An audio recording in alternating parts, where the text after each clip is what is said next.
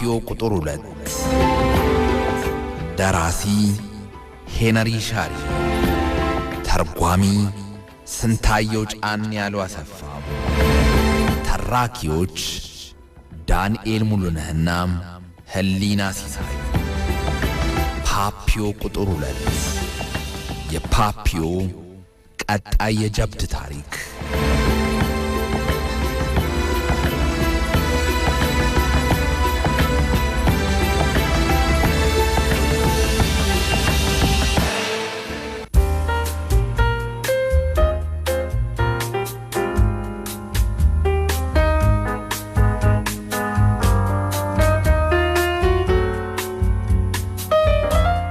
እንዴት አላችሁ አድማጮች? ፓፒዮ ከነዳጅና ማዕድን አሳሾች ጋር የፍርሃት የደስታ የሰቀቀን ጊዜ እያሳለፈ ነው።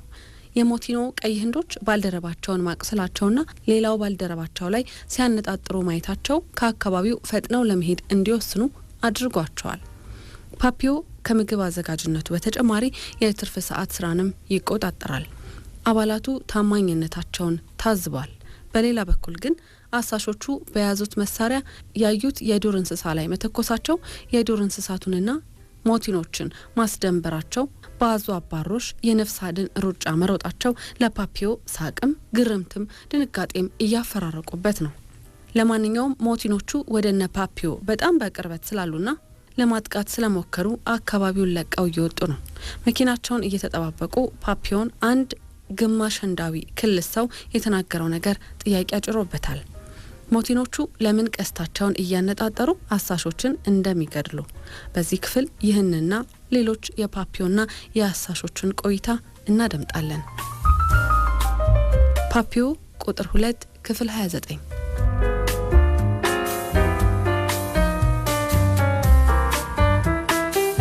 የዛ አካባቢ ሰው የሆነና ግማሽ ቀይ ህንዳዊ ክልስ ሞቅ ያለው ሰውዬ መጥቶ ወደ ጎን ወስዶኝ ሲያበቃ አንተ ፈረንሳዊ ነህ አይደል ብሎ ጠየቀኝ።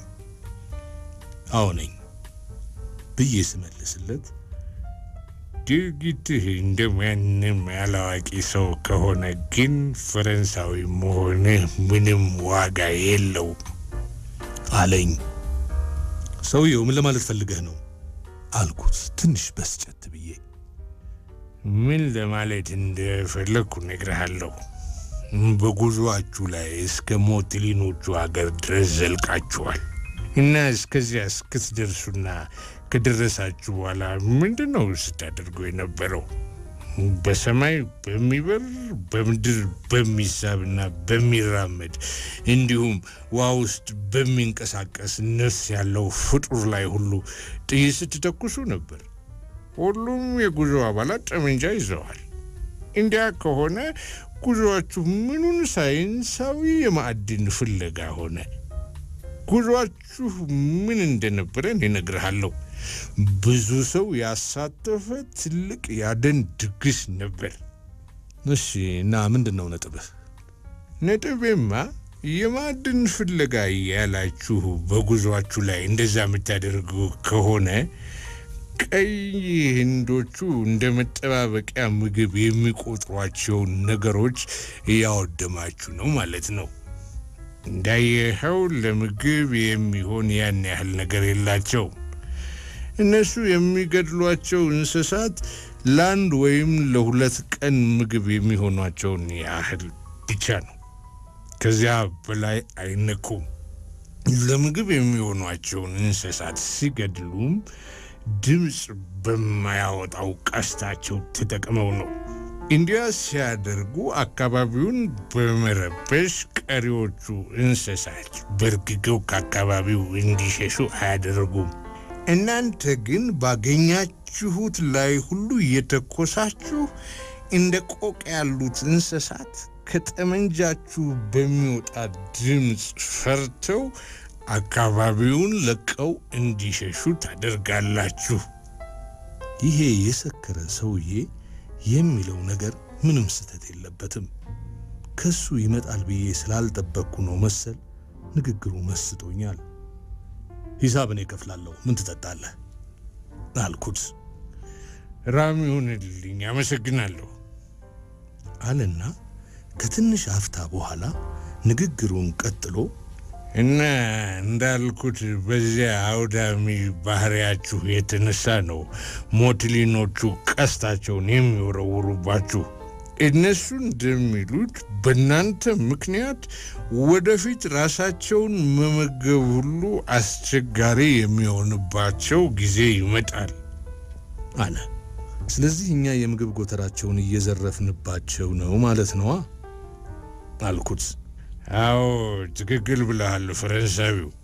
ሌላው ነገር ደግሞ ወንዙን ተከትላችሁ በታንኳ ወደ ላይ የቀዘፋችሁ ስትሄዱ የወንዙ መውረጃ ጠባብ በሆነበት ወይም የውሃ መጠኑ ትንሽ በሆነበት ቦታ ላይ ስትደርሱ ወርዳችሁ በእጃችሁ የምትገፉባቸው ረባዳ ቦታዎች ላይ በዛፍ ቅርንጫፎችና በሸምበቆ የተሰሩ ግድብ መሳይ ነገሮችን እያፈራረሳችሁ መሆኑን አስተውላችሁ ታውቃላችሁ ብሎ ጠየቀኝ። አዎ እኔ ብዙ ቦታዎች ላይ እንደዚህ አይነት ነገሮች አይቻለሁ አልኩት። እነዚያ በመንገዳችሁ ላይ ስታገኟቸው ላፍታ ቆም ብላችሁ ለምን ተግባር እንደሚውሉ እንኳን ራሳችሁን ሳትጠይቁ እያፈራረሳችሁ የጣላችኋቸው ነገሮች በሞቶሊን ቀይ ህንዶች የተሰሩ የአሳ ማጥመጃዎች ነበሩ። እናንተ ግን እንዲያ በማድረግ ጥፋት ስታደርሱ ነበር። ምክንያቱም እነዚያ ወጥመዶችን ማዘጋጀት ብዙ ስራ ይጠይቃል። ወጥመዶቹ እንደ ጥልፍ የተወሳሰቡ ሲሆኑ አሳዎቹ ከላይ ተነስተው በመንገዳቸው ላይ በዝግዛግ አይነት መስመር ወዲህና ወዲያ እየተሽሎኮሎኩ ይመጡና በስተመጨረሻ እዚያ ጠባብ ቦታ ላይ ሲደርሱ ከኋላቸው ባለው ውሃ እየተገፉ የሚጠብቃቸው ትልቅ ወጥመድ ውስጥ ተንደርድረው ይገቡና መውጣት አይችሉም። ከፊት ለፊት ከሸምበቆ የተሰራ ግድግዳ ሲኖር አሳዎቹ ወደ ወጥመዱ አንዴ ከገቡ ተመልሰው መግቢያውን ማግኘት አይችሉም። ምክንያቱም አሳዎቹ ከላይ የተንደረደሩ ሲመጡ ወደ ጎን ገፍተው ወደ ውስጥ ሲገቡ በራሱ ጊዜ ተመልሶ የሚዘጋ ከሐረጎች የሚሰራ በር አይነት ነገር አለ። አሳዎቹ አንዴ ወደ ውስጥ ከገቡ በኋላ ከላይ የሚመጣው የውሃ ግፊት በገቡበት ተመልሰው እንዳይወጡ የገቡባቸውን ትንንሽ በሮች ገፍቶ ይይዛቸዋል። እኔ በወንዝ ላይ የተሰራ ከአንዱ ጫፍ እስከ ሌላኛው ጫፍ እስከ 45 ሜትር ርዝመት ያለው አሪፍ ወጥመድ አይቼ አውቃለሁ አለ። በጣም ትክክል ነህ። በእውነቱ ሰው ደክሞ የሰራውን እንደዚህ አይነት ስራ ድራሹን ማጥፋት አረመኔነት ነው አልኩኝ።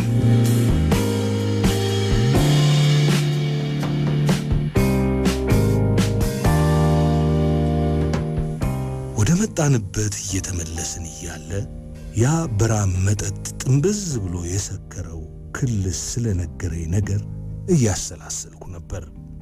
እናም ጉዳዩን በተመለከተ አንድ ነገር ማድረግ እንዳለብኝ ወሰንኩኝ። ልክ መርካይቦ እንደደረስን ለሳምንት ረፍት ወደ ቤቴ ከመሄዴ በፊት በሚቀጥለው ቀን ላነጋግረው እንደምፈልግ ለሰራተኛ አስተዳደሩ መሴ ብሌንሼ ማስታወሻ ተውኩለት። በሚቀጥለው ቀን ቢሮ አስጠራኝ። እኔ ስደርስ ቢሮው ውስጥ ከፍተኛው የከርሰ ምድር ጥናት ባለሙያ የሆነው ክሪሼት አብሮት ነበር። ከእንግዲህ በሚካሄዱ የማዕድን ፍለጋ ጉዞዎች ላይ የሰራተኛ አመራሩን ለኔ በኃላፊነት ከሰጡኝ ከዚያ ወዲያ የሚቆስልም ሆነ የሚሞት ሰው እንደማይኖር ነገርኳቸው። አሁንም ቢሆን ኦፊሴላዊው የቡድኑ አለቃ ክሪሼት እንዲሆን ግን እኔ የሰራተኞቹን ስነ ስርዓት እንድቆጣጠር ሐሳብ አቀረብኩ። በመጨረሻ የኔን እቅድ ለመሞከር ተስማሙ። ምንም እንኳ የበለጠ አደገኛ አካባቢ ቢሆንም ተጨማሪ ጉዞ በማድረግ ቀደም ሲል ባካሄድነው የመስክ ጥናት ከደረስንበት ቦታ ወደ ላይ ከፍ ማለት ቢችሉ ለስራቸው የሚሆን የመረጃ ክምችት በቀላሉ ሊያገኙ እንደሚችሉ ክሪሼት በሪፖርቱ ውስጥ ጠቅሶ ለአለቆች ጻፈ። ከምግብ አብሳይነቴ በተጨማሪ ለአዲሱ የሥራ መደብ የሚከፈለኝን ደሞዝ በተመለከተ ስመለስ የሚወሰን ይሆናል። በእርግጥ በሚቀጥለው ጊዜ ለሚካሄደው ጉዞ ደህንነት ዋስትና መስጠት እንደምችል ቃል የገባሁባቸውን ምክንያቶች በተመለከተ እኔ ምንም አላልኩም። ያንኪዎቹም ማለት አሜሪካኖቹም የተግባር ሰዎች ስለሆኑ ምንም ጥያቄ አልጠየቁኝም። ዋናውና ወሳኙ ውጤት ነው። ከጉዞ አባላት ውስጥ ከዚህ በፊት ከነበረው የተለየ አዲስ አሰራር እንደሚኖር የሚያውቀው ክሪሼት ብቻ ነው። እሱም ሐሳቤ ስለተስማማው እቅዴን ተቀብሎ እምነቱን በኔ ላይ ጥሏል።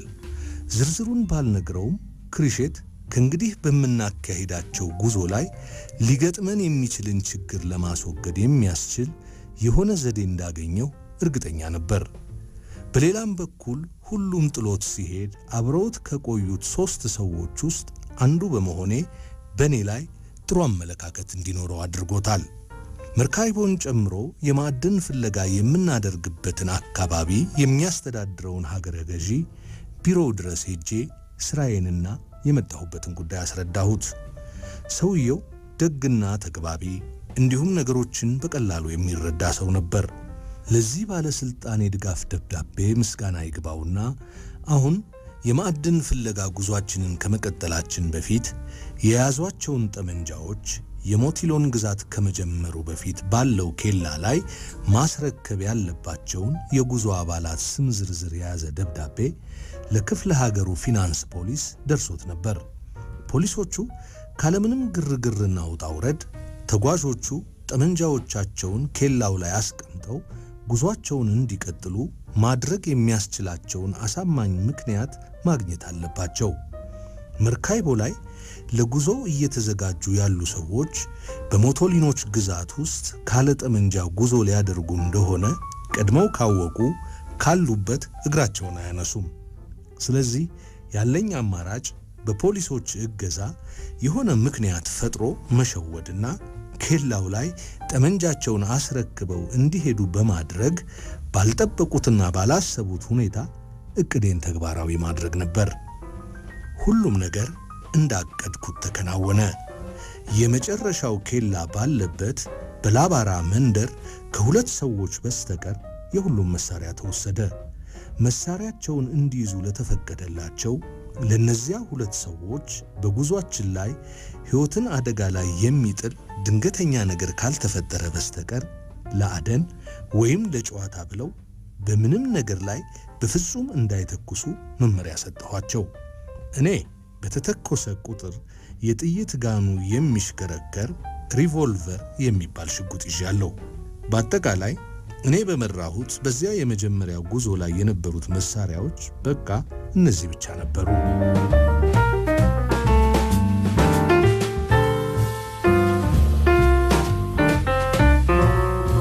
ከዚያን ቀን በኋላ በተካሄዱት የማዕድን ፍለጋ ጉዞዎች ላይ ምንም አይነት ችግር በተጓዦችም በተጓዝንባቸው አካባቢዎችም ላይ ተፈጥሮ አያውቅም። አሜሪካኖቹ መልእክቱ ገብቷቸዋል። ከምንም በላይ የቅዴን ውጤታማነት በማየት እንዴት እንዳሳካሁት ጠይቀውኝ አያውቁም። ከዚያ በኋላ ከሁሉም የጉዞ ተሳታፊዎች ጋር በደንብ ተግባብተን መስራት ችለን ነበር። እኔ የምነግራቸውን ይሰማሉ፣ ይታዘዙኛል። የሰራሁት ሥራ በኋላ ላይ እኔ ነው አስገረመኝ። አሁን የሞቲሊኖችን የአሳ ወጥመድ በታንኳችን ሳንደረምስና በእጃችን ነቃቅለን ሳንጥል ጉዟችንን መቀጠል ቻል። ሌላው ነገር ደግሞ የሞቲሊኖቹ ዋና ችግር ረሃብ መሆኑን ስላወቅኩ ድንኳን ተክለን ከሰፈርንበት ቦታ ለቀን በሄድን ቁጥር በጨውና በስኳር የተሞሉ አሮጌ ጣሳዎችን ትቼላቸው ሄዳለሁ። ትርፍ መሸቴ ጩቤና ዶማ ሲኖርም አቅማችን በፈቀደው መጠን እንተውላቸዋለን። ስራችንን ጨርሰን ሰፍረንባቸው በነበሩት በእነዚያ ቦታዎች በኩል ተመልሰን ስናልፍ ምንም ነገር አግኝተን አናውቅም። ባሮጌዎቹ ጣሳዎች ውስጥ የተውኳቸውን ጨውና ስኳርን ጨምሮ ሁሉም ነገሮች ቦታቸው ላይ አይኖሩም ነበር። እናም ተግባራዊ ያደረኳቸው ስልቶቼ ውጤታማ ነበሩ። መርካይቦ ያሉት የኩባንያው ሰራተኞች የሚሆኑ አለቆች ምን እንዳደረኩ አንዳቸውም ስለማያውቁ እኔን ብሩህ ወይም አስማተኛ እንደሆንኩ ወይም ከሞቲሉኖቹ ጋር ሚስጥራዊ ስምምነት እንዳለኝ አድርገው ያወሩ ነበር። እንግዲህ ከነዚህ የማዕድን ፍለጋ ጉዞዎች ውስጥ በአንደኛው ነው ካለመንጠቆ ካለወጥመድ ወይም ምንም አይነት መሳሪያ መጠቀም ሳያስፈልግ እንዴት አሳን ከውሃ ላይ በጸጥታ እየለቀሙ ማንሳት እንደሚቻል እጅግ የተለየ ትምህርት የቀሰምኩት። ትምህርቱን የተማርኩት በሀገሬው አጠራር ዳንታ በእንግሊዘኛው ቴፐር ከሚባል ጉማሬ ከሚመስልና ትልቅ ከሚባል አሳማ የሚበልጥ አንዳንዴ 2 ሜትር ሊሞላው ትንሽ የሚቀረው በደቡብ አሜሪካ አህጉር ውስጥ በየብስ ላይ ከሚኖሩ አጥቢ እንስሳት መካከል ትልቁ ከሆነው የዱር አውሬ ነው። ለመጀመሪያ ጊዜ ዳንታን ያየሁት አንድ ቀን ከሰዓት ወንዙ አጠገብ ያለው ነው። ዳንታው የወጣው ከውሃው ውስጥ ሲሆን ድምጼን ሰምቶ ወይም የኔን በአካባቢው መኖር አይቶ ፈርቶ እንዳይበረግግ ብዬ ካለሁበት ንቅንቅ አላልኩም። የሰውነቱ ቆዳ የአውራሪስ አይነት ሲሆን ከኋለኞቹ ጋር ሲነጻጸሩ የፊት እግሮቹ ትንሽ አጠር ይላሉ። አፉ ላይ አጭር ነገር ግን የተለየ ኩምብ ያለው። ወደ ጫካው ሄዶ መጀመሪያ ከሐረጎቹ ላይ ብዙ ቅጠል በላ። ይሄ የዱር እንስሳ ሳር በል መሆኑን ተረዳሁ። ከዚያ ውሃው በስፋት የተኛበት ብዙም እንቅስቃሴ የማይታይበት ረባዳ ወደ ሆነው የወንዙ ክፍል ተመልሶ ሲወርድ አየሁት። ከዚያ እዚያ ሲደርስ ቆም ብሎ ቀደም ሲል የበላውን ቅጠል እንደ ከብት እንደገና ወደ አፉ መልሶ ማላመጥ ጀመረ። በዚህም አመንዣኪ እንስሳ መሆኑን አወቅኩ። ያንን ሲያመነዥክ የነበረውን ቅጠል ወደ አረንጓዴ ፈሳሽ ቀይሮ በኩምቢው በኩል አውጥቶ ወደ ወንዙ አፈሰሰውና በትልቅ ጭንቅላቱ ተጠቅሞ ያንን የፈሰሰውን ነገር በማማሰል ከውሃው ጋር ቀላቀለው። ይሄ ሁሉ ሲሆን ያ እንስሳ ያንን ሁሉ ያደረገበት ምክንያት ምን እንደሆነ ሳይገለጥልኝ ዝም ብዬ ተገርሜ ማየቴን ቀጠልኩ። ዳንታው ካፉ የወጣውን ነገር ከውሃው ጋር ከቀላቀለ ከጥቂት ደቂቃዎች በኋላ ይድነቅ ሲለኝ ሆዳቸው ወደ ላይ ተገልብጦ ማደንዘዣ የተወጉ ወይም እንቅልፍ እንዲወስዳቸው የተደረጉ የሚመስሉ ቀስ ብለው የሚንቀሳቀሱ አሳዎች ከነበሩበት ከወንዙ ሆድ ውስጥ ወጥተው ከላይ ሲንሳፈፉ አየሁ። ከዚያ ያ ዳንታ አሳዎቹን ቀስ እያለ አንድ ባንድ በኩምቢው እያነሳ ተረጋግቶ መብላት ጀመረ። ሲጨርስ እየተንጎማለለ ወደ ጫካው ውስጥ ገብቶ ተሰወረ። እኔ ካለሁበት ሳልንቀሳቀስ ባየሁት ነገር ሁሉ በፍጹም መደነቅ ፈዝዤ ቀረሁ። ከዚያ በኋላ እኔም ዳንታው እንዳደረገው አድርጌ ሞክሬያለሁ። ያ እንስሳ የበላውን የሐረግ ቅጠል በጥንቃቄ አስተውዬ ስለነበር ከሌሎች ለይቶ ለማወቅ ብዙም አልተቸገርኩም። እናም መጀመሪያ ያንን የሐረግ ቅጠል ባፌ ሙሉ ሰበሰብኩና ሳበቃ በሁለት ድንጋዮች መሃል አድርጌ ያደቀቅኩ ጭማቂውን በቅል አጠራቀምኩኝ። ከዚያ ያንን ጭማቂ ይዤ ሄጄ ብዙም ነውጥ በሌለበት የወንዙ ክፍል ላይ አፈሰስኩት። የሚገርመው ጭማቂው ስራውን ሰራ። ከጥቂት ደቂቃዎች በኋላ ራሳቸውን የሳቱ አሳዎች ከውስጥ ወጥተው ልክ በዳንታው ጊዜ እንደሆኑት ከወንዙ ላይ መንሳፈፍ ጀመሩ። ከዚያ በኋላ አንድ ማድረግ የሚቀረው ስራ የሞቱት አሳዎች የሚበሉ አይነት ከሆነ በ2 ሰዓታት ውስጥ ከመበላሸታቸው በፊት ወዲያውኑ መበለት ነበር። ከዚያ የመጀመሪያ ቀን ሙከራዬ በኋላ ብዙ ጊዜ የከርሰ ምድር ጥናት ባለሙያዎች የምግብ ዝርዝር ውስጥ የሚጥም የአሳ ምግብ አይጠፋም ነበር። ቀጥዬ ለሁሉም የጉዞ አባላት በምንም አይነት ምክንያት ያንን ብልህ አሳ አጥማጅ እንስሳ በፍጹም እንዳይነኩት ነገርኳቸው። በተለይ ዳንታዎች በሰው ላይ ጉዳት የማያደርሱ እንስሳት እንደመሆናቸው መጠን መገደል አይገባቸውም። በእነዚያ ጉዞዎች ላይ አንዳንዴ አዞ አጥማጅ የሆኑ ፋንሙዌር የሚባሉ የአንድ ቤተሰብ አባላት የሆኑ አባትና 2 ወንድ ልጆችን እንደ መሪ እንዲያገለግሉን ይዤ ሄዳለሁ። እንዲያ በማድረጌ ሁሉም ሰው ደስተኛ ነበር። ምክንያቱም ፋንማየሮች አካባቢውን በደንብ ያውቃሉ። ነገር ግን ብቻቸውን ከሆኑ በቀላሉ የሞቶሊኖች ኢላማ ሊሆኑ ይችላሉ። በጉዟችን ላይ ፋንማየሮች ቀን እኛን ይመራሉ፣ ማታ ማታ አዞዎችን ያጠምዳሉ። እነዚያ ሰዎች ከመርካይቦ የመጡ የማራኩቾ ነገድ አባል ሲሆኑ በጣም ተግባቢ ሰዎች ናቸው። ንግግራቸው የሙዚቃ ቃና ያለው ሲሆን ለጓደኝነት በጣም ትልቅ ቦታ ይሰጣሉ። በዘር ሐረጋቸው ከፍ ያለ የቀይ ህንዳውያን ደም ያለባቸው ሲሆን የህንዳውያኑን የእውቀትና የጥበብ ባህሪያትም ወርሰዋል። እኔ ራሴ ከተወሰኑ ማራኩቾች ጋር አሁን ድረስ የዘለቀ የማይናወጥ ግሩም ወዳጅነት አለኝ። የዚያ ነገድ ሴቶች ቆንጆ ናቸው እና ደግሞ ማፍቀርም መፈቀርም ያውቁበታል። ከ2 እስከ 3 ሜትር ርዝመት ያላቸውን አዞዎች ማደን በጣም አደገኛ ሥራ ነው። አንድ ምሽት ከፋንማዮርና ከትልቅ ልጁ ጋር አብሬ ለአዞ አደን ወጣሁ። በአንድ በጣም ጠባብና ቀላል ታንኳ ውስጥ አባትየው በመቅዘፊያው እየመራ ከኋላ፣ እኔ ከመሃልና ልጁ ከፊት ሆነን መጓዝ ጀመርን። ድቅድቅ ጨለማ ሲሆን የሚሰማው ከጫካው የሚመጣው ጩኸትና ውሃው ከታንኳው ጋር ሲጋጭ የሚፈጥረው በጣም ደካማ ድምጽ ብቻ ነበር። ሲጋራ አላጨስንም፣ ምንም አይነት ድምጽ አላስወጣንም። ታንኳዋን የሚመራው ወደፊት እንዲሄድ የሚያደርገው መቅዘፊያ ከውሃው አልፎ ወንዙ በሚጓዝበት መንገድ ላይ በግራና በቀኝ ያለውን ያፈር ወይም ያለት ግድግዳ እንዲቧጭር ወይም እንዲነካ በፍጹም አይፈቀድለትም። አልፎ አልፎ ትልቅ የእጅ ባትሪያችንን ቦግ እናደርግና አካባቢያችንን ዳር እስከ ዳር በፍጥነት እናስስበታለን።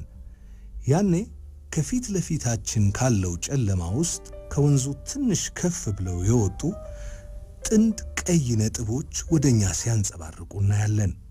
2ቱ ቀይ ነጥቦች የአንድ አዞ አይኖች ናቸው። ከነዚያ አይኖች ፊት ለፊት ያዞ የአፍንጫ ቀዳዳዎች ይኖራሉ።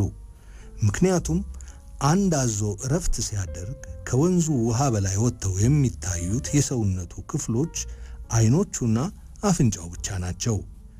ላደን የሚመረጠው አዞ ለአዳኞች በቅርብ ርቀት ላይ ያለው ነው። አንዴ ኢላማው ከተመረጠ የባትሪው መብራት ይጠፋና ወደ አዞ መቅረብ እንጀምራለን። አባትየው ፋንማየር ከ2 ሰከንዶች ባነሰ የባትሪ ብርሃን ብልጭ አድርጎ ያየውን አዞ ያለበትን እቅጩን ቦታ በጨለማ ውስጥ በሚደንቅ ሁኔታ የማወቅ ልዩ ችሎታ አለው። በፍጥነት እየቀዘፍን ወደ አዞው እንሄድና ባትሪውን እንደገና አብረተን አዞው ላይ ስናነጣጥር ባረፈበት የብርሃን ማዕት ፈዞ ሳይንቀሳቀስ ባለበት እንደተጋደመ ይቆየናል። ወደ አዞው ለመቅረብ 2 ወይም 3 ሜትር ያህል ርቀት እስኪቀረን ድረስ የባትሪው ብርሃን አዞው ላይ አነጣጥሮ ይቆያል። ከታንኳው ፊት ለፊት ያለው ወጣቱ ፋንማዮር በግራ እጁ ባትሪውን ይዞ ከባትሪው የሚወጣው ብርሃን ባዞው ላይ እንዳነጣጠረ ያለ የሌለ የቀኝ እጁን ኃይል አሰባስቦ ከኋላው ረጅም ገመድ የታሰረበትን ወደ 9 ኪሎ የሚመዝን የብረት ጦር አዞው ላይ ይወረውርበታል። ያዞው የደደረ ቆዳ ስጋውን ዘልቆ ሊገባ የሚችለው ያን ያህል ክብደት ያለው ጫፉ የሾለ ብረት ብቻ ነው።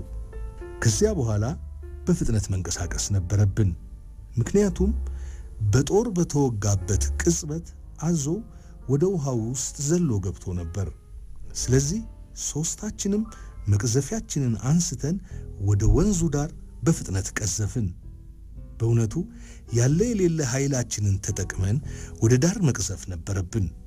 ምክንያቱም ላዞው ጊዜ ከተሰጠው መልሶ ወደ ላይ ይወጣና ወደኛ መጥቶ ረጅምና ጠንካራ ጅራቱን አንዴ ካወናጨፈው ታንኳዋን ባፍጢሟ ሊደፋት ይችላል።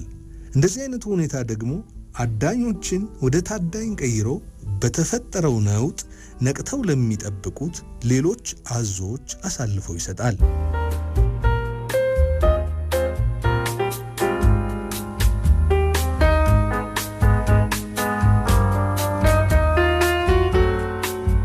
በመርካይቦ ያሉት የከርሰ ምድር አሳሾች ተቋም አባላት ፓፒዮን እንደ አስማተኛ መቁጠራቸው ምቾት ሰጥቶታል።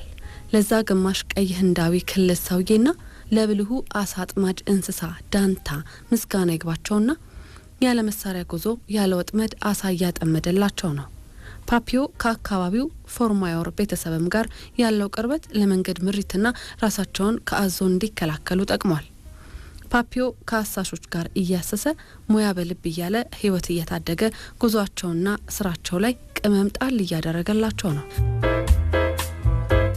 በፓፒዮ ቁጥር 2 ክፍል 30 ደግሞ እንገናኛለን። ስለነበረን ቆይታ እጅግ እናመሰግናለን። ውድ አድማጮቻችን ሰላም።